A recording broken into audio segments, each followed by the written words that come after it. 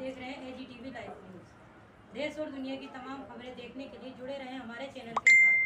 हमारे चैनल को लाइक करें, सब्सक्राइब करें और शेयर जरूर करें। धन्यवाद। आज जहां पूरे भारत में लव जिहाद जैसा शब्द की चर्चाएं हर लबों पे दिखाई देती है, हर ओठों पे दिखाई देती है, हर व्यक्ति में दिखाई देती है, गली चौराहों रोडों पर लव जिहाद आखिर है क्या? लव जिहाद ये पश्चिम से आया एक शब्द है, लेकिन इस बात पे हम नहीं जाते लव जिहाद के बारे में। और आज जो है भारत के अंदर मजदूर कितने परेशान हैं, मजदूरों के लिए कितने कानून बनाए जाते हैं, क्या जो है उन मजदूरों को उस कानून से फायदा होता है? आज भी मजदूरी क्या जो है, जो सरकार जो रेट निर्धारित करती है, क्या जो है उस हिसाब से मजदूरी दिया जाता है या मजदूर पाते हैं? अब जो है ऐसे एक किसान मजदूर संस्था के राष्ट्रीय अध्यक्ष से मिलवाता हूं। देखो मजदूरों के बारे में क्या कहते हैं। इनका नाम प्रताप जी है, ये अपना खुद परिचय देंगे। ये मजदूरों के विषय में आखिर इनकी संस्थाएं करती क्या है और मजदूरों के हक में कितनी लगाइयाँ लग रहे हैं, ये खुद बताएंगे आपके सामने। प्रताप जी, पहले तो सर अपना पूरा परिचय आप दें। प्रताप सिंह यादव। तेज बोलोगे। प्रताप सिंह यादव, किसान मजदूर विकास सेवा समिति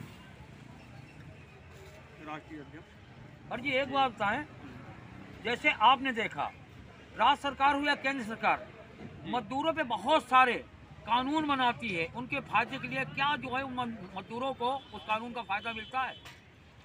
देखिए, हमारी सरकार बहुत सारे कानून बनाती है, लेकिन उसका फ़ायदा कहीं होता है कहीं नहीं होता, लेकिन अधिकांश यहाँ पर फ़ायदा नहीं मिलता है। कारण है कि हमारी जो सरकार है वो कानून बनाती है, लेकिन उनका जन जन तक खबर पहुँचना बहुत मुश्किल होता है। हालांकि आज मीडिया का युग है, हर जगह मोबाइलों से हर जगह खबर पहुँचती है, लेकिन फिर भी हर जगह पर हमारे पास मोबाइल प्रत्येक मजदूर के पास में नहीं है। और जो मोबाइल नहीं होने के कारण, संचार व्यवस्था कम होने के कारण उनके पास में खबर नहीं पहुंच पाती, इसलिए उसका फ़ायदा पूरा उनको नहीं मिलता है। अच्छा सर, मैं आपकी बात काट रहा हूँ। जैसे अभी जो है बहुत सारी शिकायतें आती है लेबर कार्ड के विषय में। लेबर कार्ड का मतलब समझाइए, लेबरों को इस कार्ड से फ़ायदा क्या क्या होते हैं? लेबर कार्ड से फ़ायदा ये होता है कि जिनके पास में कार्ड ये होता है उसके लिए उस चीज़ का पता हो जाता है कि हमारी जो वेतन है वो कितना है, और फिर वो पूरा वेतन लेने का हकदार हो जाता है। तो सरकार तो बताती है, लेकिन जहाँ पर ये हमारी फैक्ट्रियाँ होती हैं, जहाँ पर ये लेबर के संस्थान होते हैं, वो उन चीज़ों को नहीं बताते, क्योंकि अगर उस चीज़ को बता देंगे तो लेबर अपना पूरा हक मांगने के लिए तैयार हो जाती है। इसलिए वो पूरा उनको लेबर कार्ड के विषय में नीचे पता नहीं चल पाता है उनके। सर एक बात बताएंगे, जैसे सरकार द्वारा न्यूनतम मजदूरी तय की जाती है, क्या जो है फैक्ट्री वाले या दुकान वाले क्या लेबरों को मजदूरी दे पाते हैं सरकारी दर के हिसाब से? देखिए, सरकारी दर के हिसाब से बहुत कम संस्थान ऐसे हैं जो पूरा वेतन दे रहे हैं, अन्यथा कोई भी इतना पूरा वेतन नहीं दे रहा है। मिनिमम वेसेज में भी वेतन हमारा बहुत अच्छा है, दिल्ली सरकार का तो बहुत ही अच्छा है, बाहर की सरकारों का भी बहुत अच्छा है। लेकिन यहाँ पर क्या है कि ठेकेदारी सिस्टम है। सरकार एक टेंडर प्रक्रिया को पास करती है, और टेंडर के पास करने के बाद में उसके ऊपर फिर उसे देखने नहीं जाती कि ये वेतन कितना मिल रहा है। तो सरकार को ये भी सुनिश्चित करना चाहिए कि जो हमने टेंडर यहाँ पर दिया है उस टेंडर में आगे कितना वेतन मिल रहा है। देखा जा रहा है कि लोगों को 5,000, 10,000, 12,000, 11,000, 8,000 इतना वेतन मिलता है। इससे ऊपर वेतन बहुत कम ही आदमी हैं जिनको मिल पाता है, या जो कहीं लड़ाइयाँ लड़ करके आते हैं उनको मिलता है, अन्यथा नहीं मिल पाता। अच्छा सर एक बताइए, तो आपकी संस्था क्या करती है मजदूरों के लिए? तो आप इस संस्था के बारे में प्रकाश डालेंगे?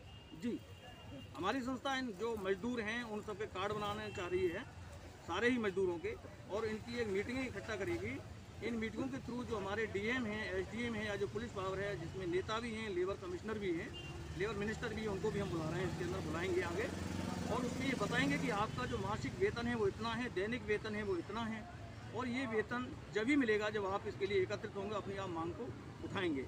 नहीं तो ये सरकार, केजरीवाल सरकार के बीच में और जो फैक्ट्री मालिक हैं, जो दूसरे संस्थान हैं, इनके बीच में दलाल प्रक्रिया चालू हो गई है कि सरकार तो कहती है कि हम इतना वेतन दे रहे हैं, लेकिन वो संस्थान क्यों नहीं दे रहे इसके बारे में कभी सरकार किसी भी संस्थान से जाकर के नहीं पूछती है। तो हम सभी लेबर वालों को इकट्ठा करना चाह रहे हैं इसमें, और उसको इकट्ठा करके फिर उनको ये बताएंगे कि आपका मूल वेतन है वो इतना है और इतना ये नहीं देते हैं। तो डीएम साहब उसमें ये बताएंगे आगे जा कर के कि ये वेतन इतना है, और डीएम हम चाहते हैं कि डीएम साहब ही उसके अंदर में ऑब्जेक्शन उठाएं और जो लेबर कमिश्नर और लेबर मिनिस्टर हैं वही ऑब्जेक्शन उठाएं। अपने आप एक सच्चाई सामने आ जाएगी और उन संस्थाओं पर कार्रवाई भी होगी जो इनको कम वेतन दे रही है। अगर ठीक है, आपकी बात सही है, मैं भी मानता हूँ। अगर सरकार ऐसा नहीं करती तो आपकी संस्था का अगला कदम क्या होगा?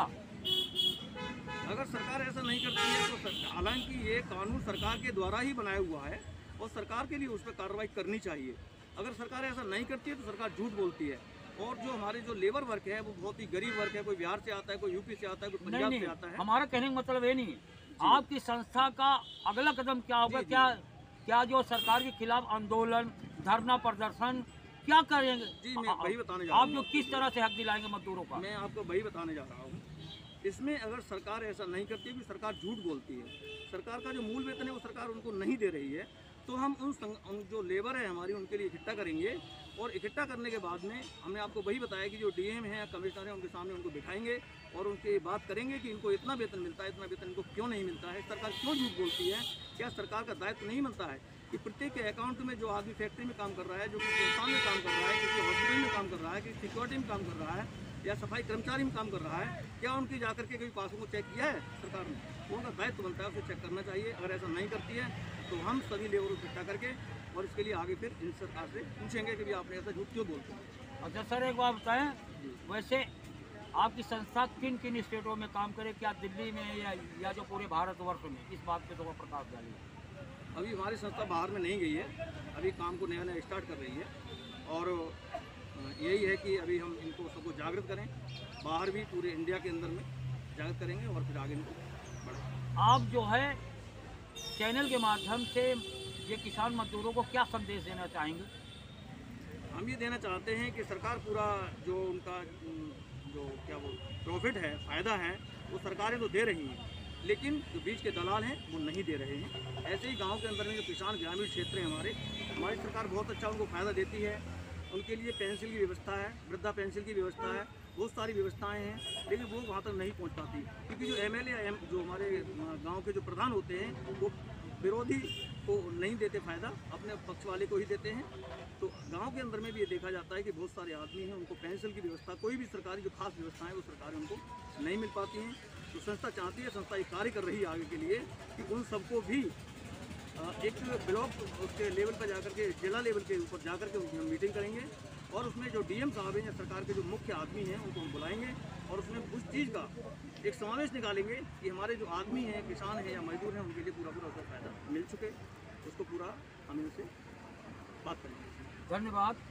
तो आपने देखा ये प्रताप जी थे, देखो गरीबों के लिए किस तरह इनकी संस्था काम कर रही है। जो अभी आपके सामने इन्होंने बताया, हमारे कैमरे के सामने बताया, AGTV लाइव न्यूज़ हरों का सच का खुलासा करता रहेगा। यहाँ पे कोई झूठी खबर नहीं दिखाई जाती है। AGTV लाइव न्यूज़ हरों का सच के साथ जनता की आवाज़ उठाई जाती है। और अब जो है इन्होंने जैसे जैसे बताया है और लेबरों के बारे में मैंने यानी क्वेश्चन पे क्वेश्चन किया, इन्होंने बाखूबी जवाब दिया। आप देखते रहिए AGTV लाइव न्यूज़। मैं हूँ RK। धन्यवाद।